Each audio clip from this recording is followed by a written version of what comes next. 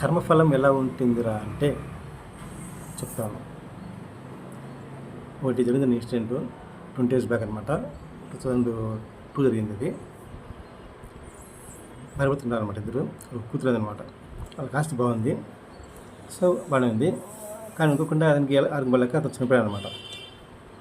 చనిపోయాక ఒకటే అనమాట కూతురు చూసుకోవాల్సింది. డబ్బు బాగుంది కదా, వడ్డీకి చేరిన డబ్బు అంతా అందరికీ వడ్డీ రాబడ్డాయి అనమాట. సో అట్లా బాగా డబ్బు సంపాదించింది.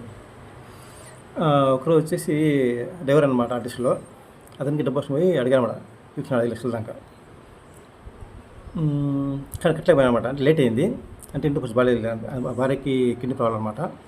మాకు తెలుసు వాళ్ళ గురించి. అందుకంటే పని చేస్తామే, వాళ్ళ ఇల్లు ఉంది ఒకటి మెయిన్ సెంటర్లో, రాసుకుంది బెదిరించి మనుషులు పెట్టేసి. తర్వాత ఏంటంటే అతను చెప్పిన అడుగు చేసుకున్నా అవమానంతో. ఇది జరిగిపోయి తర్వాత 3 years తర్వాత ఇంత కూతురు పిలిచింది ఒక అబ్బాయిని. అమ్మ చెప్పింది అనమాట, ఆమె ఒక్కలేదు, కానీ బలవంతంగా ఇంకా సరే అని చెప్పి ఇంకా ఇంత పిలుచుకున్నారు అనమాట. ఇంటికి వచ్చారు.